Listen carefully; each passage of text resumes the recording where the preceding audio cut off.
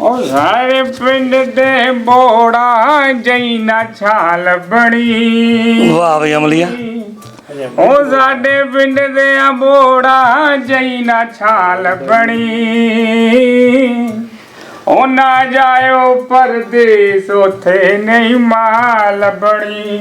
ਉਹ ਤਾਇਆ ਹਾਂ ਬਈ ਨਾ ਜਾਇਓ ਪਰਦੇਸ ਉੱਥੇ ਨਹੀਂ ਮਾਲ ਬਣੀ। ਮਾਲ ਬਣੀ। ਬਈ ਅਮਲੀਆ ਗੱਲ ਤਾਂ ਤੇਰੀ ਆ ਗਈ ਬਿਲਕੁਲ ਸਹੀ, ਪਰ ਹੁਣ ਪ੍ਰਦੇਸ਼ ਜਾਣਾ ਵੀ ਆਪਾਂ ਕਿੱਦਾਂ? ਕਿਉਂਕਿ ਮਾਸਟਰ ਮੈਂ ਤਾਂ ਉੜਦੀ ਗੱਲ ਸੁਣੀ ਆ ਕੈਨੇਡਾ ਵਾਲਿਆਂ ਦਾ ਤਾਂ ਇੰਡੀਆ ਵਾਲਿਆਂ ਦਾ ਵੀ ਚੱਕਰ ਜਿਹਾ ਪੈ ਗਿਆ ਹੈ।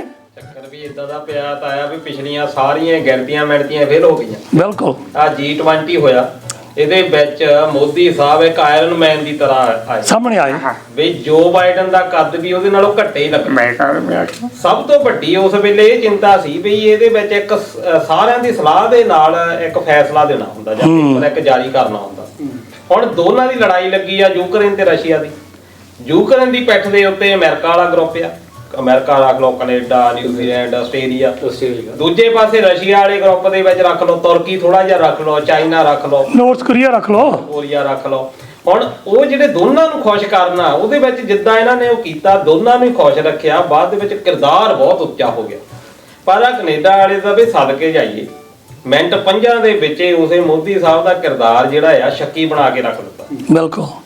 ਤੇ ਹੁਣ ਦੇਖਦੇ ਆ, ਇਹ ਕਿਹਾ ਜਾਂਦਾ ਵੀ ਹਰਦੀਪ ਸਿੰਘ ਨਿੱਜਰ ਆਪਣੇ ਇੱਥੇ ਭਾਰ ਸਿੰਘਪੁਰੇ ਦਾ ਹੀ ਸੀ, ਆਪਣੇ ਕੋਲੇ ਇੱਥੋਂ ਹੀ ਗਿਆ ਤੇ ਕਈ ਐਲੀਗੇਸ਼ਨ ਪੰਜਾਬ ਭਾਰਤ ਸਰਕਾਰ ਵੱਲੋਂ ਲੱਗਦੇ ਰਹੇ ਆ ਕਿ ਕਾਫੀ ਵਾਰਦਾਤਾਂ ਦੇ ਵਿੱਚ ਇਹਨਾਂ ਦਾ ਹੱਥ ਰਿਹਾ। ਤੇ ਉਧਰ ਖਾਲਿਸਤਾਨ ਲਿਬਰੇਸ਼ਨ ਫੋਰਸ ਦੇ ਇਹ ਪ੍ਰੈਜ਼ੀਡੈਂਟ ਵੀ ਸੀਗੇ ਤੇ ਧਾਰਮਿਕ ਜਿਹੜੀਆਂ ਕਾਫੀ ਸ਼ਮੂਲੀਅਤ ਕਰਦੇ ਸੀ। ਤੇ ਉਹਦੀ ਜਿਹੜੀ ਹੱਤਿਆ ਹੋਈ ਆ ਉਹਦੇ ਵਿੱਚ ਸ਼ੁਰੂ ਤੋਂ ਇਹ ਪ੍ਰਗਟਾ ਕੀਤਾ ਜਾਂਦਾ ਸੀ ਵੀ ਭਾਰਤ ਦੀਆਂ ਏਜੰਸੀਆਂ ਜਿਹੜੀਆਂ ਖੁਫੀਆ ਏਜੰਸੀਆਂ ਰੌ ਦੇ ਕੋਈ ਹੱਥ ਹੈਗਾ। ਤੇ ਉਹਦੇ ਕਰਕੇ ਟਰੂਡੋ ਸਾਹਿਬ ਨੇ ਕਿਹਾ ਵੀ ਸਾਡੇ ਦੇਸ਼ ਦੇ ਵਿੱਚ ਇਹੋ ਜਿਹਾ ਜਿਹੜਾ ਕੰਮ ਹੋਇਆ ਉਹਦੇ ਨਾਲ ਵੀ ਅਸੀਂ ਇਹ ਸਵੀਕਾਰ ਨਹੀਂ ਕਰ ਸਕਦੇ। ਉਹਨਾਂ ਦਾ ਕਹਿਣ ਦਾ ਭਾਵ ਆ ਮਾਸਟਰਾ ਵੀ ਸਾਡਾ ਇੱਕ ਆਜ਼ਾਦ ਸੋਚ ਰੱਖਣ ਵਾਲਾ ਮੁਲਕ ਆ। ਹਰ ਇੱਕ ਬੰਦੇ ਨੂੰ ਆਪਣੀ ਸੋਚ ਦਾ ਪ੍ਰਦਰਸ਼ਨ ਕਰਨ ਦਾ ਪੂਰਾ ਹੱਕ ਆ।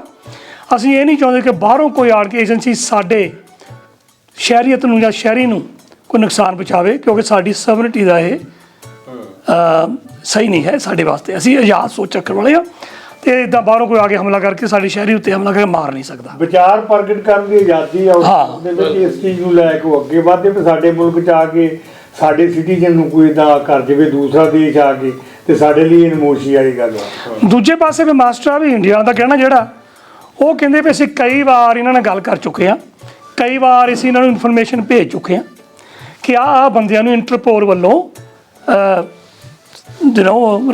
ਦੂਜਾ ਕੀਤਾ ਗਿਆ ਹੈ ਉਹਨਾਂ ਉੱਤੇ ਵੀ ਇਹਨਾਂ ਨੂੰ ਫੜਿਆ ਜਾਵੇ, ਇਹਨਾਂ ਨੂੰ ਕੈਨੇਡਾ ਵਿੱਚੋਂ ਦੇਸ਼ ਨਿਕਾਲ ਦਿੱਤਾ ਜਾਵੇ ਤਾਂ ਕਿ ਭਾਰਤ ਸਰਕਾਰ ਵੱਲੋਂ ਉਹਨਾਂ ਉੱਤੇ ਮੁਕੱਦਮੇ ਚਲਾਏ ਜਾਣ।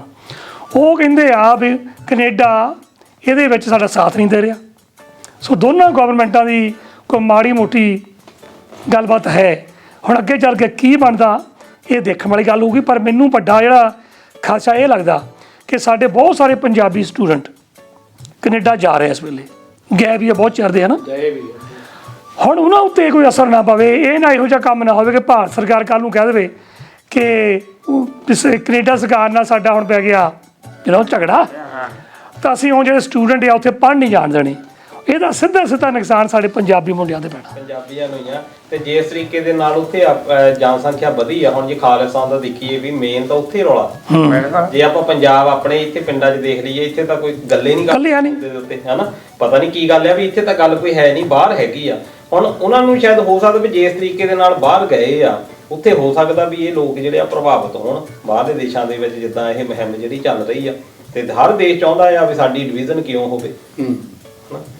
ਕੋਈ ਮੁਲਕ ਨਹੀਂ ਚਾਹੁੰਦਾ ਵੀ ਇੱਥੇ ਸਾਡਾ ਬਟਵਾਰਾ ਹੋਵੇ। ਅੱਗੇ 1947 ਚ ਆਪਾਂ ਕਰਕੇ ਦੇਖ ਹੀ ਚੁੱਕੇ ਕੀ ਮਿਲਿਆ ਸਾਨੂੰ, ਕੁਛ ਨਹੀਂ। ਬਈ ਮੋਦੀ ਨੇ ਇੱਕ ਤਾਂ ਕੰਮ ਬਹੁਤ ਵਧੀਆ ਕੀਤਾ ਤੇ ਉਹਨਾਂ ਨੇ ਜਿਹੜਾ ਲੇਡੀਜ਼ ਨੂੰ 33% ਸੀਟਾਂ ਦੇ ਦਿੱਤੀਆਂ, ਇਹ ਬਹੁਤ ਵਧੀਆ ਗੱਲ ਕੀਤੀ। ਬਈ ਦੂਜੇ ਆਪਣੇ ਸਰਪੰਚ ਆ ਹੈਗਾ ਤਾਂ ਮੰਮੀ ਇਹਦੇ ਹੱਕ 'ਚ, ਪਰ ਦੂਜੇ ਪਾਸੇ ਆਪਣੇ ਪਿੰਡਾਂ ਦੇ ਹਾਲਾਤ ਦੇਖ ਲਓ ਮਾਸਟਰ। ਠੀਕ ਆ, ਜਾਨੀ ਪਿੰਡਾਂ ਦੇ ਹਾਲਾਤ ਤੋਂ ਭਾਵ ਸਰਪੰਚ ਸਾਹਿਬ ਦਾ ਨਹੀਂ, ਮੇਰਾ ਕਹਿਣ ਦਾ ਭਾਵ ਹੈ ਮੈਂ ਸਰਪੰਚ ਆਪਣੀ ਦੀ ਗੱਲ ਨਹੀਂ ਕਰਦਾ, ਮੈਂ ਬਾਕੀ ਸਾਰੇ ਸਰਪੰਚਾਂ ਤੇ ਪਿੰਡਾਂ ਦੀ ਗੱਲ ਕਰਦਾ। ਦੋ ਧਾਰੀ ਗੱਲ ਨਾ ਕਹਿੰਦਾ ਆਪਣੇ ਸਰਪੰਚ ਦੀ ਵੀ ਨਾਲ, ਚੱਲ ਆਪਣੇ ਸਰਪੰਚ ਦੀ ਵੀ ਨਾਲ ਕਰ ਦਿੰਦਾ। ਹੁਣ ਦੇਖ ਪਿੰਡਾਂ ਦੇ ਵਿੱਚ ਜੇ ਕਹਿ ਲਾ ਵੀ ਕਿਸੇ ਬੀਬੀ ਨੂੰ ਹੱਕ ਮਿਲ ਗਿਆ, ਕਿ ਉਹ 33% 'ਚ ਉਹਨੂੰ ਰਾਖਵੀਂ ਕਰ ਦਿੱਤਾ ਆ, ਉਹ ਸਰਪੰਚ ਲਈ ਖੜੀ ਹੋ ਜਾਊ। ਪਰ ਬਿਮਾਰੀ ਇਹ ਪੈਂਦੀ ਆ, ਸਾਡੇ ਜਿਹੜੇ ਬੰਦੇ ਆ ਨਾ, ਉਹਨਾਂ ਨੇ ਖੜੀ ਆਪਣੀ ਘਰ ਵਾਲੀ ਕਰ ਦੇਣੀ ਆ ਤੇ ਕੰਮ ਸਾਰਾ ਉਹਨਾਂ ਨੇ ਆਪ ਕਰਨਾ ਪਾਵਰ ਆਪਣੇ ਹੱਥ ਰੱਖ ਹੈ ਨਾ। ਪਾਵਰ ਉਹਨਾਂ ਦੇ ਹੱਥ 'ਚ ਹੋਣੀ ਆ। ਜਾਂ ਤਾਂ ਲੇਡੀ ਵੀ ਪੜ੍ਹੀ ਲਿਖੀ ਹੋਵੇ, ਜਿਹੜੇ ਸਾਰੇ ਫੈਸਲੇ ਆਪ ਲੈ ਸਕੇ, ਫਿਰ ਮੈਨੂੰ ਕੋਈ ਇਤਰਾਜ਼ ਨਹੀਂ। ਉਹ ਤਾਂ ਠੀਕ ਹੈ, ਜਿਹੜੀ ਗੱਲ ਕਰਦੇ ਵੀ ਪੜ੍ਹੀ ਲਿਖੀ ਲੇਡੀ ਹੋਵੇ, ਨਾਲੇ ਤੁਸੀਂ ਕਹਿੰਦੇ ਵੀ ਆਪਣੇ ਪੰਜਾਬ ਵਿੱਚ ਬੰਦਾ ਪ੍ਰਧਾਨ ਆ ਤੇ ਲੇਡੀ ਕੀ ਕਰੂ ਵਿਚਾਰੀ ਉੱਥੇ? ਨਹੀਂ ਬਣੇ ਸਰਪੰਚ ਆ, ਮੈਂ ਤੇਰੀ ਗੱਲ ਦਾ ਵਿਰੋਧ ਨਹੀਂ ਕਰਦਾ, ਗੱਲ ਤੇਰੀ ਬੜੀ ਵਧੀਆ, ਪਰ ਮੈਂ ਇਹ ਕਹਿੰਦਾ ਹੁਣ ਤੈਨੂੰ ਤਾਂ ਖੁਦ ਪਤਾ, ਤੂੰ ਸਰਪੰਚ ਰਿਹਾ ਵੀ ਆਪਣੇ ਪਿੰਡ 'ਚ ਬੁੜੀਆਂ ਚੂੜੀਆਂ ਜਾਂਦੀਆਂ ਪੰਚਾਇਤ ਦੇ ਵਿੱਚ, ਸਿਰਫ ਉਹਨਾਂ ਦਾ ਨਾਂ ਹੁੰਦਾ, ਉਹਨਾਂ ਨਾਮ ਪਰ ਬਾਕੀ ਜਿਹੜਾ ਕੰਮ ਕਰਨਾ ਉਹਨਾਂ ਦੇ ਹਸਬੈਂਡ ਕਰਦੇ ਆ, ਉਹਦੇ ਆਦਮੀ ਕਰਦੇ ਆ। ਮੈਂ ਇਹ ਗੱਲ ਕਰਦਾ, ਕਿਉਂ ਵੀ ਬਿਲਕੁਲ ਇਹੀ ਤੇ ਚਲੋ ਆਪਾਂ ਸਰਪੰਚ ਜੀ ਦਾ ਦੇਖਦੇ ਆ, ਫਿਰ ਐਮਐਲਏ ਐਮਪੀਆਂ 'ਚ ਵੀ ਇਹੀ ਕੰਮ ਹੈ। ਵੀ ਜਦੋਂ ਹੁਣ ਲਾਲੂ ਪ੍ਰਸ਼ਾਦ ਯਾਦਵ ਦੀ ਤੁਸੀਂ ਲਾ ਲਓ ਸਾਹਮਣੇ, ਇਹ ਚਲੇਗਾ ਜੇਲ੍ਹ ਦੇ ਵਿੱਚ, ਇਹ ਆਪਣੀ ਘਰ ਵਾਲੀ ਨੂੰ ਜਾਂਦਾ ਹੋਇਆ ਬਣਾ ਗਿਆ ਰਾਵੜੀ ਦੇਵੀ ਨੂੰ। ਰਾਵੜੀ ਦੇਵੀ ਦਾ ਤੁਹਾਨੂੰ ਪਤਾ ਹੀ ਹੈ ਕਿ ਕੰਮ ਕਿਤੇ ਕੀਤਾ ਉਹਨੇ, ਉਹ ਪਹਿਲਾਂ ਪਰਮਿਸ਼ਨ ਲੈਣ ਜਾਇਆ ਕਰੇ ਉਧਰੋਂ ਜੇਲ੍ਹ 'ਚ ਵੀ ਕੀ ਕਰਨਾ ਕੀ ਨਹੀਂ, ਜਾਣੀ ਇੰਸਟਰਕਸ਼ਨਾਂ ਉਧਰੋਂ ਚੱਲਦੀਆਂ ਸੀ ਹਨਾ। ਇਹਦੇ ਲਈ ਕੀ ਹੈ ਕਿ ਤੁਹਾਨੂੰ ਖੁਦ ਮੁਖਤਿਆਰੀ ਜਿਹੜੀ ਪਹਿਲਾਂ ਮਾਹੌਲ ਤਿਆਰ ਕਰਨਾ ਪੈਣਾ।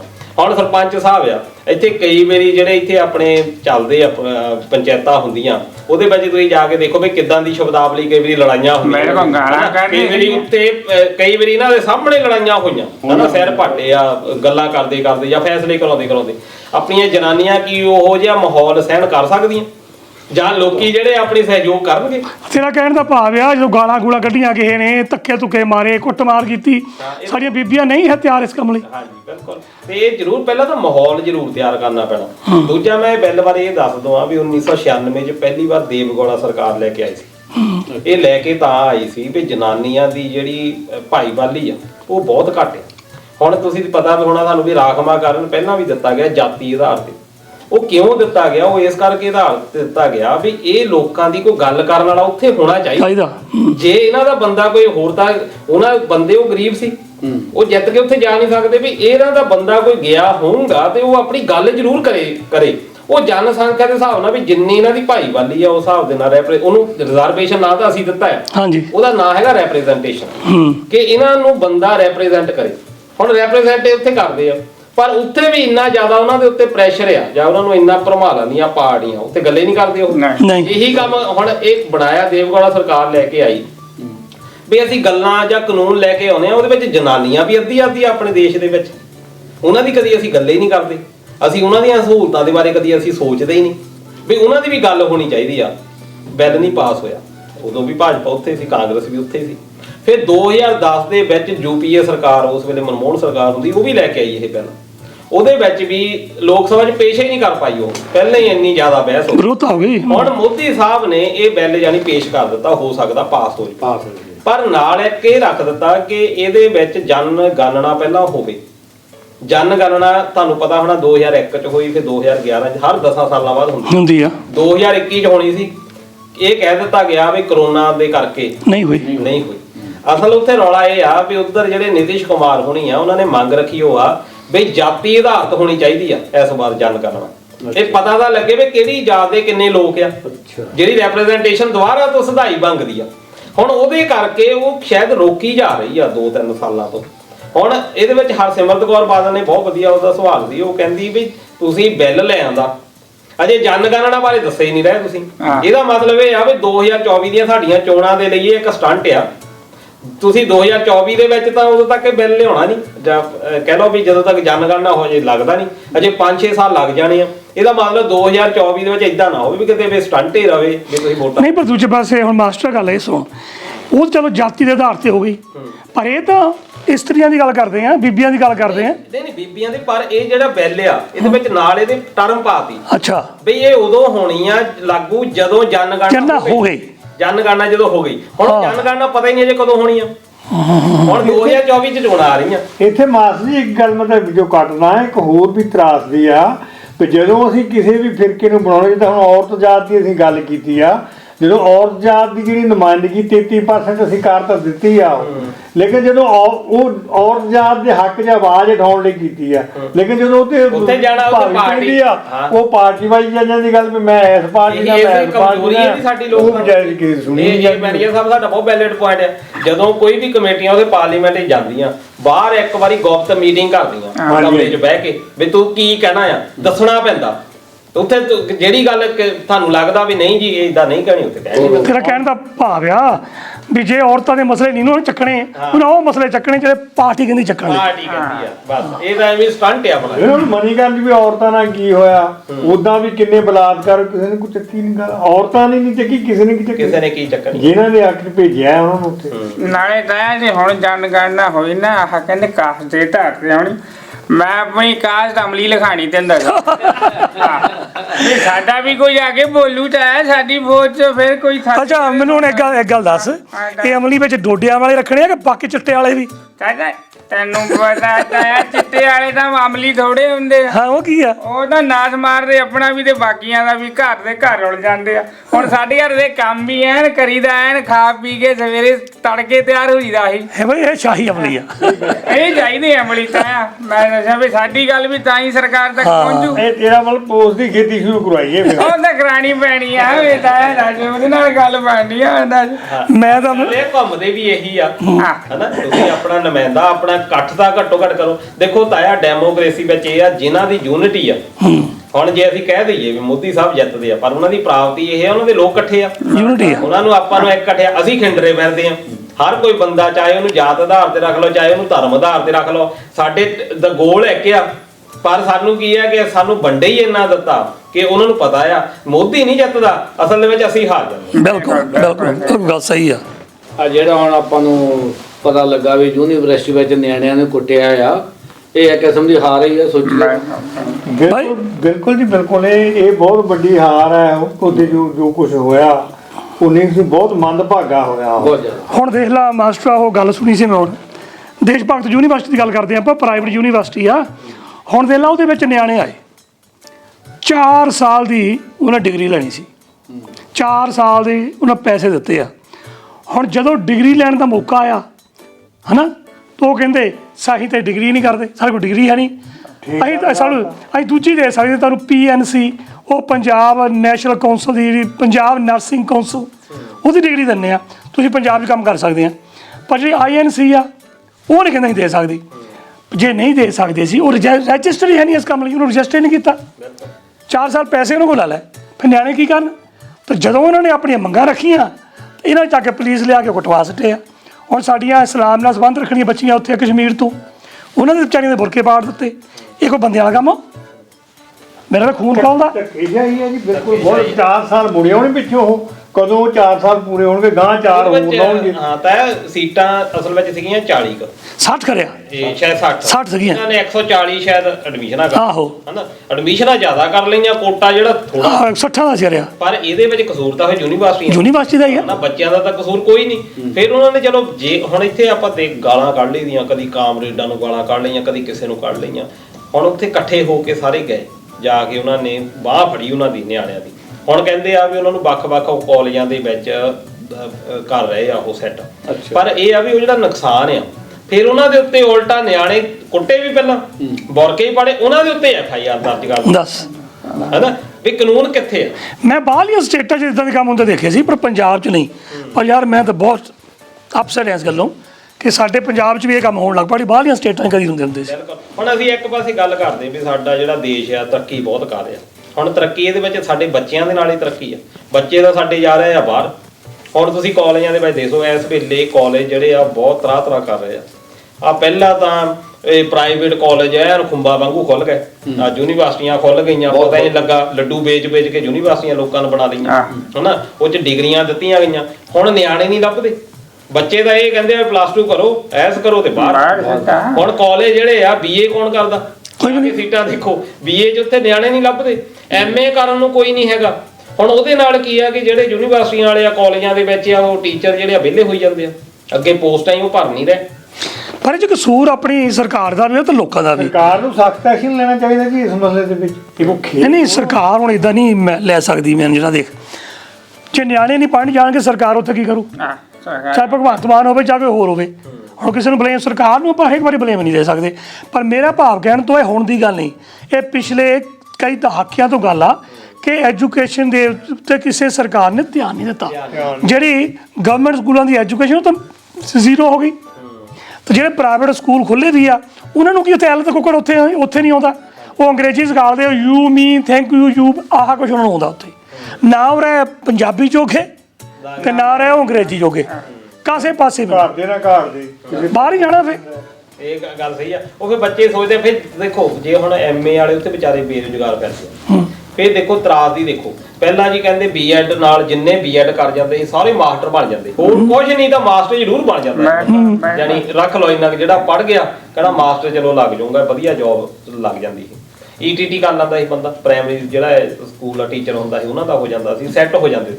ਹੁਣ ਬੀਐਡ ਤੋਂ ਇੰਨੇ ਜ਼ਿਆਦਾ ਬੇਰੁਜ਼ਗਾਰ ਹੋ ਗਏ, ਇਨੀ ਜੇ ਇੱਕ ਨਵੇਂ ਟੈਸਟ ਚਲਾਤਾ ਟੈਟ, ਵੀ ਟੈਟ ਜਿਹਨੇ ਕਲੀਅਰ ਕੀਤਾ ਉਹੀ ਹੋ ਸਕਦਾ। ਹੁਣ ਇਸ ਵੇਲੇ ਉੱਥੇ ਹਜ਼ਾਰਾਂ ਨਿਆਣੇ ਆ ਜਿਹਨੇ ਟੈਟ ਵੀ ਕਲੀਅਰ ਕੀਤਾ ਆ, ਉਹ ਬੰਦੇ ਜੌਬ ਉਹਨਾਂ ਵਾਸਤੇ ਵੀ ਜਾਣਾ। ਇਦਾਂ ਹੁਣ ਯੂਨੀਵਰਸਿਟੀਆਂ ਦਾ ਦੇਖ ਲਓ, ਅੱਗੇ ਐਨਸੀਜੀ ਦਾ ਹੁੰਦਾ ਸੀਗਾ, ਐਨਸੀਈਆਰਟੀ ਦਾ, ਉਹਦੇ ਵਿੱਚ ਵੀ ਆ ਕੇ ਟੈਸਟ ਇੰਨੇ ਦੇਣੇ, ਪਤਾ ਨਹੀਂ ਕਿਹੜੇ ਕਿਹੜੇ ਟੈਸਟ ਅੱਗੇ ਤੋਂ ਅੱਗੇ ਵਧਾਈ ਜਾਂਦੇ ਆ, ਉਹ ਵਿਚਾਰੇ ਵਿਹਲੇ ਆ। ਪੀਐਚਡੀ ਲੋਕਾਂ ਨੇ ਕੀਤੀਆਂ ਆ, ਵਿਹਲੇ ਦੇ ਵਿਹਲੇ। ਪਰ ਮਾਸਟਰ ਨੂੰ ਇੱਕ ਗੱਲ ਦੀ ਸਮਝ ਨਹੀਂ ਪੈਂਦੀ, ਜਦੋਂ ਨੌਕਰੀਆਂ ਨਿਕਲਦੀਆਂ ਨਾ ਤਾਂ ਕਿਸੇ ਨੂੰ ਕੋਈ ਨੌਕਰੀ ਮਿਲਦੀ ਨਹੀਂ, ਪਰ ਫਿਰ ਨੌਕਰੀਆਂ ਜਾਂਦੀਆਂ ਕਿੱਥੇ ਆ? ਕਿਉਂਕਿ ਉਹਨੂੰ ਰੇਲ ਵਿੱਚ ਬੰਦੇ ਚਾਹੀਦੇ ਆ, ਉਹਨਾਂ ਬੱਸਾਂ ਵਾਲੇ ਬੰਦੇ ਚਾਹੀਦੇ ਆ, ਉਹਨਾਂ ਹਸਪਤਾਲਾਂ 'ਚ ਬੰਦੇ ਚਾਹੀਦੇ ਆ, ਉਹਨੂੰ ਕੌਂਸਲ 'ਚ ਬੰਦੇ ਚਾਹੀਦੇ ਆ, ਹੈ ਹਰ ਮਹਿਕਮੇ 'ਚ ਬੰਦੇ ਚਾਹੀਦੇ, ਫੈਕਟਰੀਆਂ 'ਚ ਬੰਦੇ ਚਾਹੀਦੇ ਆ, ਸਰਕਾਰਾਂ ਦੇ ਹੋਰ ਮਹਿਕਮੇ ਆ, ਚਾਹੇ ਉਹ ਲਾਇਸੈਂਸ ਪਾਉਣ ਵਾਲੇ ਆ, ਚਾਹੇ ਕੋਈ ਪਟਵਾਰੀਆਂ ਦੇ ਮਹਿਕਮੇ ਆ, ਉਹਨੂੰ ਸਾਰਿਆਂ 'ਚ ਬੰਦੇ ਚਾਹੀਦੇ ਆ। ਹਰ ਮਹਿਕਮੇ 'ਚ ਖਾਲੀ ਪੋਸਟਾਂ ਪਈਆਂ, ਫਿਰ ਉਹ ਨੌਕਰੀਆਂ ਨਿਕਲਦੀਆਂ ਕਿਉਂ ਨਹੀਂ, ਉਹਨੂੰ ਮਿਲਦੀਆਂ ਕਿਉਂ ਨਹੀਂ? ਮੈਨੂੰ ਕੱਲ ਹੋਰ ਬੜਾ ਡਰ ਲੱਗਦਾ। ਹੁਣ ਤੂੰ ਦੇਖੇ ਹੋਣੇ ਅੱਜ ਤੋਂ ਜੋ ਪੁਰਾਣੇ ਆਪਾਂ ਸਾਡੇ ਜ਼ਮਾਨੇ ਦੇ ਸਮੇਂ ਤੋਂ ਦੇਖੀਏ ਤਾਂ ਵੱਡੇ ਵੱਡੇ ਜਿਹੜੇ ਮਹਿਕਮੇ ਸੀ ਉਹਨਾਂ ਦੇ ਵੱਡੇ ਵੱਡੇ ਜਿਹੜੇ ਅਹੁਦੇ ਸੀ ਉਹਨਾਂ ਸਰਦਾਰ ਹੁੰਦੇ ਸੀ, ਬਿਲਕੁਲ ਪੜ੍ਹੇ। ਹੁਣ ਦਿਨੋਂ ਦਿਨ ਇਹ ਗਿਣਤੀ ਘਟਦੀ ਜਾਂਦੀ ਆ ਪੰਜਾਬੀਆਂ ਦੇ, ਖਾਸ ਕਰਕੇ ਸਰਦਾਰਾਂ ਦੀ ਉਹ ਹੈ ਹੀ ਨਹੀਂ, ਉਹ ਪੜ੍ਹ ਹੀ ਨਹੀਂ ਰਹੇ। ਜੋ ਪੜ੍ਹ ਨਹੀਂ ਰਹੇ ਕਿਹੜਾ ਉਹਨਾਂ ਨੌਕਰੀਆਂ 'ਤੇ ਜਾਊ? ਇਹ ਗੱਲ ਆਪਾਂ ਨੂੰ 20-25 ਸਾਲ ਨੂੰ ਪਤਾ ਲੱਗਣੀ ਆ ਕਿ ਕੋਈ ਸਰਦਾਰ ਹੈ ਨਾ ਹੋਣਾ ਨਹੀਂ ਕੋਈ ਉੱਚ ਡਿਗਰੀ 'ਤੇ, ਜਿਹੜੇ ਹੈਗੇ ਉਹ ਬਾਹਰ ਨੂੰ ਚਲੇ ਜਾਂਦੇ ਆ, ਉੱਥੇ ਕੋਈ ਪੜ੍ਹਦਾ ਹੀ ਨਹੀਂ, ਪੜ੍ਹਾਈ ਪਿੰਡਾਂ 'ਚ ਹੈ ਹੀ ਨਹੀਂ। ਮਹਿਕਮੇ 'ਚ ਵੀ ਦੇਖ ਲਓ, ਮੈਂ ਵੀ ਦੇਖ ਲਓ, ਵਿੱਚ ਦੇਖ ਲਓ, ਕਿਤੇ ਵੀ ਦੇਖ ਲਓ, ਹਨਾ। ਜੇ ਆਪਾਂ ਦੇਖੀਏ ਹੁਣ ਜੇ ਸਰਦਾਰ ਦਾ ਮਤਲਬ ਇੱਥੇ ਕੀ ਆ, ਆਪਾਂ ਨੂੰ ਇਹ ਨਹੀਂ ਹੈਗਾ। ਹੋ ਸਕਦਾ ਕਈ ਬੰਦੇ 'ਚ ਇਤਰਾਜ਼ ਵੀ ਜਦੋਂ ਦੇ ਬਾਹਰੋਂ ਆ ਜਾਂਦੇ, ਬਿਹਾਰ ਤੋਂ ਆਏ, ਚਲੋ ਸਰਦਾਰ ਪੰਜਾਬੀ ਆ, ਜੇ ਉੱਥੇ ਤਾਂ ਜੰਮ ਪਲਿਆ ਠੀਕ ਆ, ਉਹ ਬੰਦਾ ਠੀਕ ਆ, ਪਰ ਜਿਸ ਬੰਦੇ ਨੂੰ ਨੌਲੇਜ ਹੀ ਹੈ ਨਹੀਂ ਵੀ ਕਿੱਦਾਂ ਦਾ ਖਿੱਤਾ ਆ, ਹੁਣ ਬਿਹਾਰ ਵਾਲੇ ਨੂੰ ਥੋੜੀ ਪਤਾ ਹੋਣਾ ਵੀ ਪੰਜਾਬੀ ਕਿੱਦਾਂ ਰਹਿੰਦੇ ਆ, ਸਾਡਾ ਸੱਭਿਆਚਾਰ ਕੀ ਆ, ਕਲਚਰ ਕਿੱਦਾਂ, ਸਾਡੀਆਂ ਕਿੱਦਾਂ ਦੀਆਂ ਰੀਤੀਆਂ ਰਿਵਾਜਾਂ। ਪਰ ਜਦੋਂ ਪੋਸਟਾਂ ਕੱਢਦੇ ਆ ਉਹ 'ਚ ਸਾਰੇ ਆਲ ਓਵਰ ਤੋਂ ਆ ਜਾਂਦੇ ਇੰਡੀਆ ਤੋਂ, ਉਹਦੇ ਨਾਲ ਜਿਹੜੀ ਖਰਾਬੀ ਆ ਉਹਦੇ ਨਾਲ ਵੀ ਹੋ ਰਹੀ ਆ ਜ਼ਿਆਦਾ ਤੋਂ ਜ਼ਿਆਦਾ, ਉਹਨਾਂ ਜ਼ਿਆਦਾ ਹੋ ਰਹੀ। ਪਰ ਇਹਨਾਂ ਨੂੰ ਰਾਖਵਾ ਕਰਨ ਇੱਥੇ ਵੀ ਕਰ ਦੇਣ। ਮੈਂ ਨਹੀਂ ਕਹਿੰਦਾ ਬਾਕੀਆਂ ਨੂੰ ਕਿਸੇ ਨੂੰ ਜੋਬ ਨਾ ਦਿਓ, ਸਾਰਿਆਂ ਨੂੰ ਜੋਬ ਚਾਹੀਦੀ। ਜੇ ਆਪਾਂ ਇੱਕ ਮੁਲਕ ਦੇ ਵਾਸੀ ਆ ਨਾ ਤਾਂ ਫਿਰ ਸਾਨੂੰ ਇਹ ਚਾਹੀਦਾ ਕਿ ਅਸੀਂ ਜਿੱਥੇ ਜਾ ਕੇ ਮਰਜ਼ੀ ਨੌਕਰੀਆਂ ਕਰ ਲਈਏ। ਹੁਣ ਆਪਣੇ ਪੰਜਾਬੀ ਭਰਾ ਤਾਂ ਪੰਜਾਬ ਤੋਂ ਬਾਹਰ ਵੀ ਨੌਕਰੀਆਂ ਕਰਦੇ ਆ, ਠੀਕ ਆ, ਜੇ ਉਹਨਾਂ ਨੂੰ ਹੱਕ ਹੈਗਾ ਤਾਂ ਫਿਰ ਬਾਕੀਆਂ ਨੂੰ ਵੀ ਹੱਕ ਹੈਗਾ। ਹੁਣ ਮੇਰੇ ਨਾਲ ਕੋਈ ਬਹਿਸ ਕਰਦਾ ਸੀ 2 ਦਿਨ ਹੋਏ ਆ ਵੀ ਜਿਹੜੀ ਜ਼ਮੀਨ ਹੈ ਆਪਣੀ ਪੰਜਾਬੀਆਂ ਨੂੰ ਬੰਦ ਕਰ ਦੇਣੀ ਚਾਹੀਦੀ, ਬਾਹਰਲੀਆਂ ਸਟੇਟਾਂ ਨੂੰ ਨਹੀਂ ਵੇਚਣੀ ਚਾਹੀਦੀ। ਫਿਰ ਮੈਂ ਉਹ ਗੱਲ ਕਰਦਾ ਵੀ ਜਦ ਅਸੀਂ ਇੱਕ ਮੁਲਕ ਵਿੱਚ ਵਸਦੇ ਹਾਂ ਤਾਂ ਹਰ ਇੱਕ ਬੰਦੇ ਨੂੰ ਹਰ ਸਟੇਟ ਵਿੱਚ ਜ਼ਮੀਨ ਲੈਣ ਦਾ ਹੱਕ ਹੋਣਾ ਚਾਹੀਦਾ। ਇਹ ਉਹਦੇ ਵਿੱਚ ਇਦਾਂ ਆਤਾ ਆ, ਉਹ ਤਾਂ ਇਤਰਾਜ਼ ਹੁੰਦਾ ਵੀ ਜਿਹੜੇ ਕਈ ਸਟੇਟਾਂ ਇਦਾਂ ਦੀਆਂ ਜਿਹੜੀਆਂ ਪੰਜਾਬੀਆਂ ਨੂੰ ਦਿੰਦੀਆਂ ਨਹੀਂ। ਬਿਲਕੁਲ। ਹਾਂ, ਹੁਣ ਆਪਾਂ ਹਿਮਾਚਲ 'ਚ ਗੱਲ ਲਾ ਲਈਏ, ਜੰਮੂ ਕਸ਼ਮੀਰ 'ਚ ਜਾ ਕੇ ਜੰਮੂ ਕਸ਼ਮੀਰ ਤਾਂ ਉਹ ਕਸ਼ਮੀਰ ਦੇ ਬਿਨਾਂ ਕਿਸੇ ਨੂੰ ਵੀ ਨਹੀਂ ਲੈਣ ਦਿੰਦੇ ਨਾ, ਘਰ ਹੀ ਹੈ ਨਹੀਂ। ਹੁਣ ਵੀ ਜੇ ਆਪਾਂ ਜਿੱਦਾਂ ਆਪਾਂ ਇੱਕ ਇੰਡੀਆ ਦੀ ਪੂਰੇ ਦੀ ਆਪਾਂ ਗੱਲ ਕਰਦੇ ਆ, ਸਾਊਥ ਇੰਡੀਆ ਵਿੱਚ ਤੁਸੀਂ ਚਲੇ ਜਾਓ, ਸਾਡਾ ਅਸੀਂ ਅਸਲ ਦੇ ਵਿੱਚ ਕੀ, ਅਸੀਂ ਤਾਂ ਕਬੀਲੇ ਆ, ਅਸੀਂ ਤਾਂ ਆਪਸ ਵਿੱਚ ਇੰਨੇ ਵੰਡੇ ਆ ਲੋਕ, ਅਸੀਂ ਦੇਸ਼ ਤਾਂ ਸਮਝਦੇ ਹੀ ਨਹੀਂ ਆਪਣੇ ਆਪ ਨੂੰ। ਅਸੀਂ ਤਾਂ ਆਪਣੇ ਆਪ ਨੂੰ, ਮੈਨੂੰ ਤਾਂ ਇਹ ਨਹੀਂ ਸਮਝ ਲੱਗਦੀ ਵੀ ਆਪਾਂ ਇਕੱਠੇ ਕਿੱਦਾਂ ਰਹੀ ਜਾਂਦੇ ਆ। ਇਹ ਰੱਬ ਹੀ ਕਹਿੰਦੇ ਆ ਵੀ ਰੱਬ ਹੈ ਨਹੀਂ, ਰੱਬ ਹੈਗਾ ਆ ਇੰਨੇ ਵੱਖਰੇ ਵੱਖਰੇ ਤਰ੍ਹਾਂ ਦੇ ਲੋਕ ਇਕੱਠੇ ਰਹੀ ਜਾਂਦੇ ਆ, ਇਸ ਤੋਂ ਵੱਡੀ ਕਿਹੜੀ ਗੱਲ ਆ? ਬਿਲਕੁਲ ਬਿਲਕੁਲ ਬਿਲਕੁਲ। ਤੁਸੀਂ ਪੜ੍ਹਾਈ ਦੀਆਂ ਗੱਲਾਂ ਕਰੀ ਜਾਂਦੇ ਆ ਇੰਨੀ ਦੂਰ ਦੀਆਂ, ਆ ਹੋਣਾ ਜਿਹੜੇ 2 ਸਕੇ ਭਰਾ ਦੀ ਇੱਥੇ ਮੌਤ ਹੋਈ, ਤੈਨੂੰ ਵੀ ਪਤਾ? ਉਹ ਜਿਹਨੇ ਵਿਚਾਰੇ ਸੱਪ ਲੜ ਗਿਆ, ਆਹੋ ਤਾਇਆ, ਇਹ ਵੀ ਤਾਂ ਬੜਾ ਮਾੜਾ ਹੋਇਆ। ਉਹ ਮਾੜਾ ਹੋਇਆ। ਉਹ ਅਮਰੀਆ ਗੱਲ ਇਦਾਂ ਹੈਗੀ ਆ ਕਿ ਜਿਹੜੇ ਪੰਜਾਬ 'ਚ ਹੜ੍ਹ ਆਏ ਆ ਨਾ, ਹਾਂ, ਉਹ ਹੜ੍ਹਾਂ ਦੇ ਨਾਲ ਉੱਤੋਂ ਬਹੁਤ ਚੀਜ਼ਾਂ ਇਦਾਂ ਦੀਆਂ ਰੁੜ ਕੇ ਆ ਗਈਆਂ, ਸੱਪ ਵੀ ਆ ਗਏ, ਸੱਪ ਵੀ ਆਏ। ਹਾਂ, ਉਹ ਸੱਪਾਂ ਦੀ ਕਿਸਮ ਆ, ਅੱਛਾ, ਜਿਹੜਾ ਕੌਡੀਆਂ ਵਾਲਾ ਸੀ ਕਹਿੰਦੇ ਸੱਪ ਕੌਡੀਆਂ ਵਾਲਾ ਦਾਗ ਹੁੰਦੇ ਆ, ਸੱਪ ਕੌਡੀਆਂ ਵਾਲਾ, ਉਹਨੂੰ ਥੋੜਾ ਜਿਹਾ ਮਨੁੱਖੀ ਸਰੀਰ ਦੀ ਸਮੈਲ ਨੂੰ ਵੀ ਆਉਂਦਾ, ਅੱਛਾ, ਬੰਦਿਆਂ ਵਾਲੇ ਆ ਕੇ ਸੁੱਤੇ ਪਿਆਂ ਦੇ ਉੱਤੇ ਚੜ ਗਿਆ ਮੰਜੇ ਦੇ ਉੱਤੇ ਤੇ ਉਹ ਉਹਨਾਂ ਨੂੰ ਡੰਗ ਗਿਆ। ਉਹ 2 ਮਿੰਟ ਹੀ ਲੱਗਦੇ ਆ ਕਹਿੰਦੇ ਬੰਦਾ ਮਰਨ ਨੂੰ। ਅਬ ਦੋਨਾਂ ਨੂੰ ਡੰਗਿਆ ਹੈ ਤੇ ਹਾਂਜੀ ਉਹ ਦੋਨਾਂ ਨੂੰ ਡੰਗ ਗਿਆ। ਉਹਦਾ ਅਸਰ ਬਹੁਤ ਛੇਤੀ ਹੁੰਦਾ। ਵੈਸੇ ਮਾੜਾ ਬਹੁਤ ਹੋਇਆ। ਮਾੜਾ ਹੋਇਆ ਉਹ ਬੱਚੇ ਜਿਹੜੇ ਸੀਗੇ ਉਹਦੇ ਵਾਸਤੇ ਥੋੜਾ ਜਿਹਾ ਅਵੇਅਰਨੈਸ ਵੀ ਲੋਕਾਂ ਨੂੰ। ਇਹ ਤਾਂ ਆ ਅੱਗੇ ਇਸ ਸਾਲ ਬਹੁਤ ਇਹ ਆਈਆਂ, ਜਿੱਦਾਂ ਇਹ ਨਹੀਂ ਦੱਸਿਆ ਵੀ ਹੜ੍ਹ ਨਾਲ ਆਏ ਆ ਬਹੁਤ ਸਾਰੀਆਂ, ਕਿਉਂਕਿ ਬੜਾ ਧਿਆਨ ਹੁਣ ਰੱਖਣ ਦੀ ਲੋੜ ਆ, ਕਿਉਂਕਿ ਹੁਣ ਆ ਗਰਮੀ ਦੀ ਜੇ ਹੁਮਸ ਇਹਦਾ ਮਾਹੌਲ ਆ, ਇਹ ਚੋਂ ਨਿਕਲਦੇ ਆ। ਬਿਲਕੁਲ। ਹੁਣ ਇਹ ਸੱਪ ਕੀ ਆ, ਇਹ ਸੱਪ ਐਕਟਿਵ ਬਹੁਤ ਇੱਕ ਤਾਂ ਇਹਦੀ ਖਾਸੀਅਤ ਇਹ ਹੈ ਰਾਤ ਨੂੰ ਜ਼ਿਆਦਾ ਐਕਟਿਵ ਹੋ ਜਾਂਦਾ। ਅੱਛਾ। ਰਾਤ ਇਹਨਾਂ ਖੁਰਾਕਾਂ ਲੱਭਣੀਆਂ ਹੁੰਦੀਆਂ, ਚੂਹੇ ਚਾਹੇ ਫੜਨੇ ਹੁੰਦੇ ਆ। ਬਸ ਏਦਾਂ ਰੱਖ ਲਓ ਇਹ। ਪਰ ਜਦੋਂ ਮਨੁੱਖੀ ਸਰੀਰ ਨੂੰ ਸਮੈਲ ਨੂੰ ਇੰਨਾ ਇਹ ਆਉਂਦਾ ਆ, ਇਹ ਮੰਜੇ ਦੇ ਉੱਤੇ ਵੀ ਚੜ ਜਾਂਦਾ ਆਉਂਦਾ ਇਹ। ਪਰ ਆਉਂਦਾ ਰੈਸਟਿੰਗ ਲਈ ਜਾਂ ਬੰਦਾ ਵੱਖ ਵਗੈਰਾ ਲੈਂਦਾ ਤੂੰ ਲੜ ਜਾਂਦਾ, ਇਹ ਲੜਦਾ। ਇਹਦੀ ਲੜਨ ਦੀ ਇੱਕ ਦੂਜੇ ਸੱਪਾਂ ਨਾਲ ਵੱਖਰਾ ਇਹ ਆ ਵੀ ਤੁਹਾਨੂੰ ਇੰਨਾ ਕਿ ਦਰਦ ਹੁੰਦਾ ਜਿੰਨਾ ਕੁ ਮੱਛਰ ਲੜਿਆ। ਹੁਣ ਇਹ ਦਰਦ ਨਹੀਂ ਹੁੰਦਾ। ਦਰਦ ਨਹੀਂ ਹੁੰਦਾ।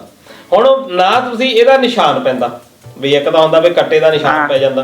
ਹੁਣ ਇਹ ਸੱਪ ਜੋ ਲੜਿਆ ਉਹ ਨਿਆਣੇ ਕਹਿੰਦੇ ਜੀ ਮੇਰੇ ਕੰਨ 'ਚ ਦਰਦ ਹੁੰਦਾ। ਉੱਠਿਆ ਵਿਚਾਰੇ ਨੇ ਆਪਣੀ ਮੰਮੀ ਨੇ, ਜੇ ਨਿਆਣੇ ਆ 7-9 ਸਾਲ ਦੇ, ਹੁਣ ਉਹ ਮੰਮੀ ਆਪਣੀ ਨੂੰ ਉਠਾਉਂਦਾ ਆ, ਉਹ ਮੰਮੀ ਉਹੀ ਦੇਖਦੀ ਵੀ ਕੰਨ 'ਚ ਸ਼ਾਇਦ ਦਰਦ ਆ। ਚਲੋ ਦੇਖਿਆ ਠੀਕ ਆ ਜੀ, ਰੰਗ ਉਸ ਵੇਲੇ ਨੀਲਾ ਪੈਣਾ ਪਿਆ। ਜਾਂ ਤਾਂ ਦੂਜੇ ਨੇ ਕਰ ਦਿੱਤੀ ਕੰਪਲੇਨ ਵੀ ਮੇਰੇ ਤਾਂ ਦਰਦ ਹੀ ਬਹੁਤ ਉੱਠਿਆ ਕੰਨ ਦੇ ਵਿੱਚ। ਤਾਂ ਉਹ ਦੇਖ ਲਓ ਵੀ ਪਲਾ ਛਣਾ ਦੇ ਵਿੱਚ ਵਿਚਾਰੇ ਦੂਜੇ ਹੋ ਗਏ। ਕੋਈ ਬਹੁਤ ਮਨ ਇਸ ਕਰਕੇ ਇਹਦਾ ਪਰਹੇਜ਼ ਹੀ ਰੱਖੋ ਵੀ ਕਹਿ ਲਓ ਇਦਾਂ ਦਾ ਨਾ, ਥੋੜਾ ਜਿਹਾ ਧਿਆਨ ਰੱਖਣ ਦੀ ਲੋੜ ਆ ਇਸ ਮਸਲੇ। ਇੱਕ ਵਾਰੀ ਮੈਨੂੰ ਚੇਤਾ, ਮੈਂ ਪੇਪਰ 'ਚ ਪੜ੍ਹਿਆ ਸੀਗਾ ਤਾਂ ਉਹ ਦੱਸਦੇ ਸੀਗੇ ਕੋਈ ਅਮਰੀਕਾ ਦੇ ਵਿੱਚ 2 ਕੁੜੀਆਂ ਛੋਟੇ ਛੋਟੇ ਨਿਆਣੇ, ਉਹ ਕਿਹਾ ਜਿਹੜਾ ਇੱਕ ਕੁੜੀ ਸੀਗੀ ਅਖਰਿਆ ਬਾਹਰੋਂ ਆਈ ਸੀ, ਕਿਤੇ ਘਰ 'ਚ ਰਹਿਣ ਆਈ। ਉਹ 2 ਕੁੜੀਆਂ ਮੰਜੇ 'ਚ ਪਈਆਂ ਸੀ। ਘਰ ਵਾਲਾ ਤਾਂ ਰੱਖਿਆ ਸੀਗਾ ਸੱਪ ਕਿਤੇ, ਉਹ ਅਮਰੀਕਾ ਰੱਖ ਲੈਂਦੇ ਨਾ। ਹਾਂਜੀ। ਉਹਨੇ ਸੱਪ ਰੱਖਿਆ ਸੀ। ਉਹ ਰਾਤ ਨੂੰ ਗਿਆ, ਉਹਨਾਂ ਦੋਨਾਂ ਕੁੜੀਆਂ ਨੂੰ ਲਪੇਟਾ ਪਾਇਆ ਤੇ ਘੁੱਟ ਕੇ ਵਿਚਾਰੀਆਂ ਮਾਰ ਦਿੱਤੀਆਂ। ਦੱਸ ਇਹ ਵੀ ਰੋਕਣ ਵਾਲੀਆਂ ਚੀਜ਼ਾਂ ਤਾਂ ਨਾ ਬਈ ਨਾ। ਲੋਕਾਂ ਵੀ ਉਹ ਕਹਿੰਦੇ ਵੀ ਹੋਣੀ ਦੀ ਗੱਲ ਹੀ ਵੀ ਕਿੱਥੇ ਕਿੱਦਾਂ ਆਉਣੀ ਵਾਲੀ ਗੱਲ ਇਹੋ ਹੀ ਕਹਿ ਸਕਦੇ ਆ।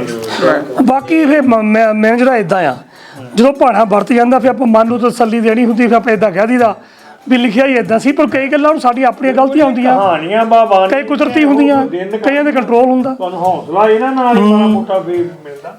ਤਾਂ ਇਹ ਹੁਣ ਕਈ ਚੀਜ਼ਾਂ ਆਪਣੇ ਬੱਸ ਵੀ ਹੁੰਦੀਆਂ। ਹੁਣ ਤੁਸੀਂ ਸੁਣਿਆ ਦੇਖਿਆ ਵੀ ਜਿਹੜੀਆਂ ਬੱਸ ਨਹਿਰ 'ਚ ਸੜ ਦਿੱਤੀ ਆ, ਆਹੋ ਉਹ ਮਤਲਬ ਡਰਾਈਵਰ ਨੇ ਹੀ ਸੜ ਦਿੱਤੀ ਆ। ਨਸ਼ਾ ਭਾਈ ਬਹੁਤ ਉਹਦਾ ਚਲੋ ਬੱਚੇ ਦਾ ਸੱਪ ਨਾ ਮਰੇ ਆ ਤੇ ਉਹ ਹੁਣ ਇਹ ਤਾਂ ਬੰਦੇ ਦਾ ਆਪਣਾ ਕਸੂਰ ਆ।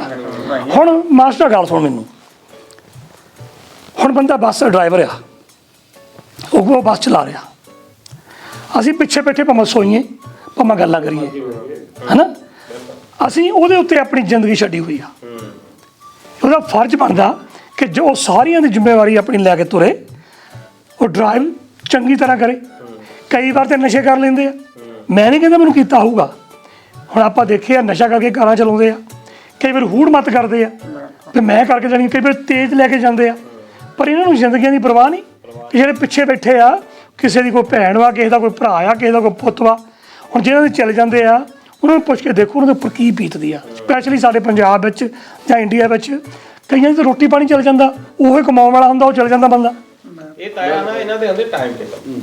ਇਹਨਾਂ ਨੇ ਜਾਣੀ ਮੰਨ ਲਓ ਕਿ 11:15 ਦੇ ਦਾ ਟਾਈਮ ਆ, ਅਜੇ 5-7 ਮਿੰਟ ਆ ਜਿੱਦਾਂ ਦੂਰ ਫਿਰਦੇ ਆ, ਇਹਨਾਂ ਨੂੰ ਉੱਥੇ ਦਿੰਦੇ ਆ 10 ਮਿੰਟ ਦੂਏ ਦੇ ਬੱਸ ਸਟਾਪ ਤੇ ਖੜਨ ਦਾ। ਹੁਣ ਉਹ ਜੇ ਤਾਂ ਇਹ ਚਲੇ ਗਏ ਟਾਈਮ ਦੇ ਉੱਤੇ ਫੇਰ ਤਾਂ ਉੱਥੋਂ ਚੱਕ ਲੈਣਗੇ ਸਵਾਰੀ, ਨਹੀਂ ਤਾਂ ਅਗਲੀ ਨੇ ਆ ਕੇ ਲੱਗ ਜਾਣਾ, ਇਹਨਾਂ ਦੀਆਂ ਸਵਾਰੀਆਂ ਵੀ ਉਹਨੂੰ ਮਿਲ ਜਾਣੀਆਂ। ਹੁਣ ਟਾਈਮ ਇਹਨਾਂ ਨੂੰ ਇੰਨੇ ਦਿੱਤੇ ਉਹ ਉੱਤੋਂ ਸੜਕਾਂ ਦਾ ਵੀ ਤੁਹਾਨੂੰ ਪਤਾ ਆ। ਫਿਰ ਕਈ ਵਾਰੀ ਕੀ ਹੁੰਦਾ, ਸਵਾਰੀਆਂ ਲੇਟ ਚੜ੍ਹਨ ਨੂੰ ਉਤਰਨ ਨੂੰ ਲਾ ਦਿੰਦੀਆਂ, ਓਵਰ ਕਰਾਊਡਡ ਹੁੰਦੀਆਂ। ਹੁਣ ਇਹ ਤੇਜ਼ੀ ਕਿਉਂ ਕਰਦੇ ਆ? ਤੇਜ਼ੀ ਇਸ ਕਰਕੇ ਕਰਦੇ ਆ ਵੀ ਅਸੀਂ ਆਪਣਾ ਉੱਥੋਂ ਲੋਡ ਚੱਕ ਲਈਏ, ਵੀ ਉੱਥੇ ਤੱਕ ਪਹੁੰਚੀ। ਹੈਗਾ ਸਾਰਿਆਂ ਦਾ ਟਾਈਟ ਸਕੈਜੂਲ ਹੀ ਆ ਇਸ ਹਿਸਾਬ ਦੇ ਨਾਲ। ਬੱਸਾਂ ਜ਼ਿਆਦਾ ਪ੍ਰਾਈਵੇਟ ਰੱਖ ਲਓ ਵੀ ਇਹਨਾਂ ਦਾ ਕੰਪੀਟੀਸ਼ਨ ਬਹੁਤ ਜ਼ਿਆਦਾ, ਵੀ ਸਾਡਾ 1-2 ਮਿੰਟ ਇਹਨਾਂ ਦੇ ਕੀਮਤੀ ਹੁੰਦੇ ਆ। ਹੁਣ ਇਹ ਬੰਦਾ ਵੀ ਇਦਾਂ ਹੀ ਗਿਆ, ਜ਼ਿਆਦਾ ਐਕਸੀਡੈਂਟ ਜਾਂ ਤੇਜ਼ ਬੱਸਾਂ ਚਲਾਉਣ ਦਾ ਕਾਰਨ ਹੀ ਇੱਕ ਆ ਵੀ ਇਹਨਾਂ ਨੂੰ ਇਦਾਂ ਹੋਣਾ ਚਾਹੀਦਾ ਵੀ ਅੱਧਾ ਘੰਟਾ ਪੌਣਾ ਘੰਟਾ ਵਾਧੂ ਦੇਣਾ ਚਾਹੀਦਾ। ਪਰ ਫਿਰ ਵੀ ਇਹ ਟਾਈਮ ਉਹਨਾਂ ਲਾਉਂਦੇ ਆ ਉੱਥੇ ਤੱਕ। ਪਰ ਉਹਦਾ ਨਾ 100 ਹੱਥ ਰੱਸਾ ਤਾਂ ਸਿਰੇ ਦੇ ਗੰਢ ਮਾਸਟਰਾ। ਜੇ ਨਾ ਸਰਕਾਰ ਚੱਜਦੀ ਹੋਵੇ ਤਾਂ ਥੋੜ੍ਹਾ ਜਿਹਾ ਸਖਤ ਫੈਸਲੇ ਲੈਣੇ ਪੈਣਗੇ ਇਹਨਾਂ ਨੂੰ। ਜਿਹੜਾ ਇੱਕ ਰੂਟ ਆ ਨਾ ਉਹ ਇੱਕ ਕੰਪਨੀ ਨੂੰ ਦੇ ਦੇਣ, ਭਾਵੇਂ 5 ਸਾਲ ਲਈ ਦੇ ਦੇਣ, ਭਾਵੇਂ ਸਾਲ ਲਈ ਦੇ ਦੇਣ। ਉਹਦੀ ਫੀ ਰੱਖ ਦਿਓ ਵੀ ਕੋਈ ਵੱਧ ਕੇ ਟੈਂਡਰ ਭਰ ਕੇ ਉਹ ਲੈ ਜਾ ਰੂਟ ਇੱਕੋ ਕੰਪਨੀ ਕੋਲ ਹੋਵੇ, ਉਹਦੀਆਂ ਆਪਣੀਆਂ ਬੱਸਾਂ ਹੋਣ, ਨਾ ਕਿਸੇ ਨੂੰ ਕਾਹਲੀ ਕਰਨੀ ਪਵੇ, ਉਹ ਆਪਣੇ ਟਾਈਮ ਉਹਦੇ ਸਾਰੇ ਪੈਸੇਂਜਰ ਹੋਣ, ਉਹ ਲੈ ਜਾ ਕਰਨ। ਇਹ ਜਦੋਂ ਤੁਸੀਂ ਇੱਕ ਰੂਟ ਤੇ 15 ਬੱਸਾਂ ਲਾਈਆਂ ਆ, ਹਰ ਕੋਈ ਬੰਦਾ ਕਰਦਾ ਮੈਨੂੰ ਜ਼ਿਆਦਾ, ਮੇਰੀ ਨੂੰ ਜ਼ਿਆਦਾ ਸਵਾਰੀਆਂ ਮਿਲਣ, ਉਹ ਕਹਿੰਦਾ ਮੈਨੂੰ ਮਿਲਣ, ਫਿਰ ਆ ਮੌਤ ਹੁੰਦੀ ਆ ਇੱਥੇ ਕੱਢਣਾ। ਮਾਸਟਰ ਇੱਕ ਗੱਲ ਮੈਂ ਹੋਰ ਵੀ ਸਾਂਝੀ ਕਰੂੰਗਾ। ਮੈਂ ਇੱਕ ਵਾਰੀ ਬੱਸ 'ਚ ਬਹਿ ਗਿਆ ਦਿੱਲੀ ਨੂੰ ਬਾਅਦ 2 ਮਿੰਟ ਵੀ ਨਹੀਂ ਹੋਏ ਬੱਸ ਚੱਲੇ ਤੋਂ ਉਹ ਸੌਣ ਲੱਗ ਪਿਆ। ਮੈਂ ਘਰ ਆ ਕੇ ਮੈਂ ਕਿਹਾ ਤਾਂ ਬੰਦਾ ਸੌਣ ਡਿਆ 2 ਮਿੰਟ ਦੇ ਵਿੱਚ ਹੀ ਸੌਣ ਡਿਆ, ਦਿੱਲੀ ਜਾਣਾ ਆ। ਉਹ ਭਰਾਵਾ ਉਹਨੂੰ 10 ਵਜੇ ਸੁੱਤਾ ਕਹਾਂ, ਮੈਂ ਹਾਰ ਕੇ ਉੱਠ ਕੇ ਜਾ ਕੇ ਨਾ ਉਹਨੂੰ ਮੈਂ ਕਿਹਾ ਉੱਤਰ ਕੇ ਆਪਣੀ ਤੂੰ ਮੂੰਹ ਹੱਥ ਧੋ, ਤੂੰ ਦਿੱਲੀ ਜਾਣਾ ਤਾਂ ਉੱਥੇ 1.5-2 ਕਿਲੋਮੀਟਰਾਂ ਦੇ ਵਿੱਚ ਇੰਨਾ ਸੌਂ ਗਿਆ। ਸਵਾਰੀ ਕੋਈ ਨਹੀਂ ਬੋਲੀ ਜੀ, ਕੱਲਾ ਮੈਂ ਹੀ ਬੋਲਿਆ। ਫਿਰ ਤਦੇ ਬਚ ਗਏ ਸਾਰੇ। ਇਹ ਘੱਟੋ ਘੱਟ ਉੱਠ ਕੇ ਇੰਨੀ ਗੱਲ ਤਾਂ ਉੱਠ ਕਹੋ, ਕੇ ਤਾਂ ਕਹਿ ਹੀ ਦੋ। ਇੰਨੀ ਗੱਲ ਤਾਂ ਕਹੋ ਵੀ ਤੂੰ ਕੀ ਕਰਨ ਡਿਆ। ਮੈਂ ਜਿਹੜਾ ਚੰਗਾ ਕੀਤਾ, ਨਹੀਂ ਤੇ ਖਰੇ ਆ ਚਾਹੀ ਤੇਰੇ ਤੇ ਫੁੱਲ ਪਾਏ ਹੋਣੇ ਸੀ, ਫੋਟੋ ਤੇ ਹਾਰ ਪਿਆ ਹੋਣਾ ਸੀ ਨਹੀਂ ਤਾਂ ਉਹਨੂੰ ਤੇਰੇ। ਉਹ ਚੰਗਾ ਕਿਤੇ ਦੂਜਾ ਨਹੀਂ ਆ ਗਿਆ ਲੱਭਣ ਨੇ, ਤੁਹਾਨੂੰ ਮੈਨੂੰ ਐਨੂੰ ਹਾਰ ਪਾਇਓ। ਉੱਦਾਂ ਮੈਨੇਜਰਾ ਹੁਣ ਤੇਰੀ ਗੱਲ ਤੋਂ ਗੱਲ ਨਿਕਲੀ ਆ ਵੀ ਹੁਣ ਦਿੱਲੀ ਆਪਾਂ ਨੂੰ ਜਾਣ ਦੀ ਲੋੜ ਵੀ ਕੀ ਆ। ਮੈਂ ਤਾਂ ਸੁਣਿਆ ਮਾਸਟਰ ਹੁਣ ਬੜੀਆਂ ਫਲਾਈਟਾਂ ਕੈਨੇਡਾ ਅਮਰੀਕਾ ਵੱਲੋਂ ਜਾਂ ਆਸਟ੍ਰੇਲੀਆ ਵੱਲੋਂ ਇੱਥੇ ਆਉਣ ਲੱਗ ਪਈਆਂ ਅੰਮ੍ਰਿਤਸਰ ਹੈ। ਸਾਰੇ ਜਾਣੇ ਜਿੰਨੇ ਵੀ ਰਿਸ਼ਤੇਦਾਰ ਹੈਗੇ ਸਾਰਿਆਂ ਨੂੰ ਕਹੋ ਇੱਥੇ ਅੰਮ੍ਰਿਤਸਰ ਉਤਰਿਆ ਕਰੋ। ਉਹ ਨਾਲੇ ਪੰਜਾਬ ਦੀ ਇਕੋਨਮੀ ਨੂੰ ਫਾਇਦਾ ਹੋਊ, ਲੋਕਾਂ ਨੂੰ ਕੰਮ ਮਿਲੂਗਾ। ਆ ਜੇ ਸਾਰੀਆਂ ਫਲੈਟਾਂ ਬਾਹਰੋਂ ਇੱਥੇ ਅੰਮ੍ਰਿਤਸਰ ਚ ਆਉਣ ਲੱਗ ਪੈਣ ਤੇ ਇੱਕ ਤਾਂ ਸਾਡੀ ਇਕਨੋਮਿਕਲ ਹਾਲਤ ਜਿਹੜੀ ਉਹ ਵਧੀਆ ਹੋ ਜਾਊਗੀ, ਆਰਥਿਕ ਤੌਰ ਤੇ ਅਸੀਂ ਮਜ਼ਬੂਤ ਹੋਵਾਂਗੇ। ਦੂਜਾ ਸਾਨੂੰ ਲੱਗ ਕੇ 8 ਘੰਟੇ ਦਿੱਲੀੋਂ ਚੱਲ ਕੇ ਆਓ, ਬੰਦੇ ਦੀ ਬੱਸ ਹੋ ਜਾਂਦੀ। ਉਹਨਾਂ ਫਲਾਈਟ ਵਿੱਚ ਨਹੀਂ ਲੋਕਾਂ ਨੂੰ ਫਰਕ ਪੈਂਦਾ ਜਿੰਨਾ ਦਿੱਲੀੋਂ ਆਉਣ 'ਚ ਫਰਕ ਪੈਂਦਾ। ਤੇ ਨਾਲੇ ਜਦੋਂ ਬੰਦਾ ਗਿਆ ਹੁੰਦਾ, ਆਪਣੇ ਬਾਹਰੋਂ ਬੰਦੇ ਆਉਂਦੇ ਆ, ਤੇ ਕਿਹੜਾ ਆ ਹੁੰਦਾ ਦਰਬਾਰ ਸਾਹਿਬ ਦਰਸ਼ਨ ਹੀ ਕਰੇ ਹੁੰਦਾ ਬੰਦਾ। ਬਿਲਕੁਲ ਜੀ, ਬਿਲਕੁਲ। ਹਾਂਜੀ, ਹਾਂਜੀ। ਤਾਂ ਜਦੋਂ ਇਹ ਬਣਿਆ ਸੀ ਰਾਮਦਾਸ ਜੀ ਰਾਜਾ ਚੰਦ ਸੀ ਜਿਹੜਾ ਏਅਰਪੋਰਟ ਆ, ਉਦੋਂ ਕੋਸ਼ਿਸ਼ ਤਾਂ ਇਹੀ ਸੀ, ਬਣਿਆ ਵੀ ਸੀ ਤੇ ਕਾਮਯਾਬੀ ਨਾਲ ਚੱਲ ਵੀ ਪਿਆ। ਪਰ ਇਹਨਾਂ ਨੇ ਰੇਟ ਹੀ ਇੰਨੇ ਪਲੇਨਾਂ ਦੇ ਵਧਾਤੇ। ਇਹ ਸਾਜ਼ਿਸ਼ ਸੀ ਕਿਉਂਕਿ ਦਿੱਲੀ ਵਾਲਾ ਜਿਹੜਾ ਲੋਡ ਆ ਸਾਰਾ ਇੱਧਰ ਟ੍ਰਾਂਸਫਰ ਹੋ ਗਿਆ। ਉਹ ਸ਼ਾਇਦ ਸਾਜ਼ਿਸ਼ ਸੀ। ਹੁਣ ਚਲੋ ਆਪਾਂ ਅੰਮ੍ਰਿਤਸਰ ਦੀ ਨਹੀਂ ਗੱਲ ਕਰਦੇ, ਅੰਮ੍ਰਿਤਸਰ ਵੀ ਇੱਕ ਪਾਸੇ ਰੱਖ ਲੈਂਦੇ ਆ। ਚੰਡੀਗੜ੍ਹ ਵਾਲਾ ਕਾਹਤੇ ਨਹੀਂ ਚੱਲਦਾ ਅਜੇ? ਆਦਮਪੁਰ ਵਾਲਾ, ਜੀ ਆਦਮਪੁਰ ਵਾਲਾ ਵੀ ਚਲਾ ਦੇਣ ਤਾਂ ਵੀ ਇਹ 3 에ਅਰਪੋਰਟ ਬਿਜ਼ੀ ਆ। ਆਦਮਪੁਰ ਵਾਲਾ ਵੀ ਕਿਉਂ? ਹੁਣ ਆਦਮਪੁਰ ਆਪਣੇ ਤਾਂ ਲੱਗੇ ਆ ਸਾਰੇ ਦੁਆਬਾ ਜਿਹੜਾ ਹੈ ਆਦਮਪੁਰ ਸਾਰਾ ਇੱਥੇ ਆਦਮਪੁਰ ਜਿੰਨਾ ਮਾਝਾ ਤੇ ਮਾਲਵਾ ਆ ਉਹ ਅੰਮ੍ਰਿਤਸਰ ਨੇ ਕਵਰ ਕਰਨਾ। ਫਿਰ ਚਲੋ ਲੁਧਿਆਣੇ ਵਾਲਾ ਵੀ ਸਮਾਂ ਕੇ ਹੋਣਾ ਚਾਹੀਦਾ। ਤੁਸੀਂ ਬਾਹਰਲੇ ਦੇਸ਼ਾਂ ਵਿੱਚ ਦੇਖੋ ਕਿੱਦਾਂ ਨੇੜੇ ਨੇੜੇ ਬਣੇ ਹੋ। ਇੱਥੇ ਜੀ ਕਹੀ ਜਾਂਦੇ ਜੀ ਨੇੜੇ ਆ ਜੀ, ਉਹ ਨੇੜੇ। ਅਸਲ ਦੇ ਵਿੱਚ ਗੱਲ ਇਹ ਆ ਕਿ ਜੇ ਇੱਧਰਲੇ ਏਅਰਪੋਰਟ ਚੱਲ ਪਏ ਨਾ ਤਾਂ ਦਿੱਲੀ ਦਾ ਕੁਝ ਨਹੀਂ ਰਹਿਣਾ, ਕਿਉਂਕਿ ਸਭ ਤੋਂ ਜ਼ਿਆਦਾ ਤਾਂ ਪੰਜਾਬੀ ਹੈ ਨਾ। ਪੰਜਾਬ ਦੀ ਆ ਬਿਲਕੁਲ। ਆ ਕਿੰਨਾ ਸ਼ੋਸ਼ਣ ਆ ਢਾਬਿਆਂ ਵਾਲੇ ਕਰਦੇ ਆ। ਆ ਜਦੋਂ ਦੰਗੇ ਹੋਏ ਆ ਤੁਹਾਨੂੰ ਪਤਾ ਹੈ ਹੋਣਾ ਕਿੰਨਾ ਉਹਦੇ ਵਿੱਚ ਸ਼ੋਸ਼ਣ ਹੋਇਆ ਬਹੁਤ। ਠੀਕ ਆ, ਉਸ ਵੇਲੇ ਸਾਰੇ ਜਿਹੜੇ ਲਾਪੇ ਇਹਨਾਂ ਦੇ ਜੀ ਬਾਈਕਾਟ ਕਰੋ ਬਾਈਕਾਟ ਕਰੋ। ਪਰ ਹੁਣ ਲੋੜਾਂ ਆ ਉੱਥੇ ਬੱਸਾਂ ਹੀ ਉੱਥੇ ਰੋਕਦੇ ਆ, ਉਹਨਾਂ ਨੂੰ ਹਿੱਸਾ ਪੱਤੀ ਮਿਲਦਾ, ਹੁਣ ਉੱਥੇ ਰੋਕਦੇ ਆ। ਸਾਰੇ ਜਿੰਨੇ ਢਾਬੇ ਆ ਇੱਥੇ ਤੁਸੀਂ ਆਪਣੇ ਉਤਰੋ 3-4 ਘੰਟਿਆਂ ਚ ਘਰ। ਮੈਂ ਤਾਂ ਗੱਲ ਤੁਹਾਨੂੰ ਸੱਚੀ ਦੱਸ ਦਿੰਦਾ। ਮੈਂ ਤੁਹਾਨੂੰ ਖੇਡਾਂ ਹੋਣੀਆਂ ਉੱਥੇ ਆਸਟ੍ਰੇਲੀਆ ਦੇ ਵਿੱਚ, ਸਿੱਖ ਖੇਡਾਂ ਮੋਹਰਲੇ ਸਾਲ ਫਿਰ ਕਹਿੰਦੇ ਐਡਲੇਡ ਸ਼ਹਿਰ 'ਚ ਹੋਣੀਆਂ। ਠੀਕ ਆ, ਹੈ ਕਿ ਤੂੰ ਵੀ ਚੱਲੀ ਮਾਸਟਰ ਆਪਾਂ ਚੱਲਾਂਗੇ। ਦਿਖਾ ਦੇ ਮਾਸਟਰ ਨੂੰ ਤਾਂ ਲੰਬੜ ਨੂੰ ਲਈ ਪਏ ਨਾ। ਕਿਆ ਸੁਣ ਦਿਖਾ ਦੇ, ਦਊਂਗਾ ਕਿਰਾਇਆ ਆਪਣਾ ਆਪ ਲਾਉਣਾ।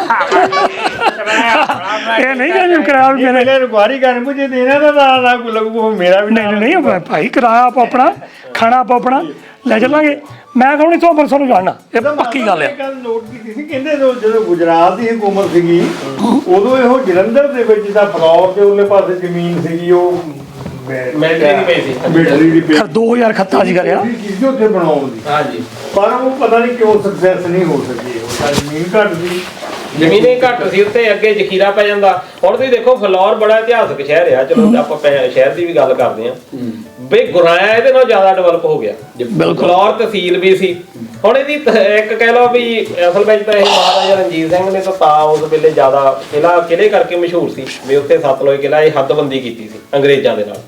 ਹੁਣ ਇੱਕ ਪਾਸੇ ਦਰਿਆ ਆ ਜਾਂਦਾ, ਉਹਦੇ ਕਰਕੇ ਉਧਰ ਨੂੰ ਨਹੀਂ ਵੱਧ ਪਾਇਆ। ਇੱਧਰਲੇ ਪਾਸੇ ਜ਼ਖੀਰਾ ਆ ਜਾਂਦਾ, ਉਹ ਜ਼ਖੀਰਾ ਜੰਗਲ ਆ, ਉਹਨੂੰ ਉਹ ਰਿਜ਼ਰਵ ਏਰੀਆ ਆ, ਉਹਦੇ ਕਰਕੇ ਜਿਹੜਾ ਰੁਕਿਆ ਆ, ਉਹਦੇ ਕਰਕੇ ਫਲੌਰ ਦੇ ਨਾਲ ਵੀ ਜਾਨੀ ਕਹਿ ਲਓ ਧੱਕਾ ਹੀ ਹੋਇਆ ਵੀ ਇਹ ਡਿਵੈਲਪ ਨਹੀਂ ਹੋਇਆ। ਪਹਿਲੇ ਇਹਦੀ ਯੂਨੀਵਰਸਿਟੀ ਬਣਾਈ ਆ PTU ਉੱਥੇ ਵੀ ਉੱਥੇ ਇਹਦਾ ਕਰਦੇ ਰਹੇ ਬਹੁਤ ਗੱਲਾਂ ਬਣੀ ਨਹੀਂ। ਪਰ ਜੇ ਫਲੌਰ ਚ ਤਾਇਆ ਬਣ ਜਵੇ ਸੈਂਟਰ ਬਣ ਜਾਣਾ ਇਹ ਸਾਰੇ ਪੰਜਾਬ ਦਾ ਸੈਂਟਰ ਹੈ। ਉਹ ਤੁਹਾਨੂੰ ਗੱਲ ਦੱਸਾਂ, ਮੈਂ ਤਾਂ ਕਹਿੰਦਾ ਆਪਣੇ ਪਿੰਡ ਹੇਰੀ ਬਣਾ ਦਿਓ ਬਾਈ ਦੇ ਲਾਗੇ, ਆਰਾਮ ਨਾਲ ਹੈ। ਸਵੇਰੇ ਆਉਂਦਾ ਜਾਂਦਾ ਬੰਦਾ ਚੜਦਾ ਆ ਜਾ ਆਉਂਦਾ ਵਾਹ। ਸ਼ੁਕਰ ਕਰ ਤੁਸੀਂ ਇਹ ਨਾ ਕਹਿ ਲੰਬੜਾ ਨਜ਼ਾਰੇ ਬਣਾਓ।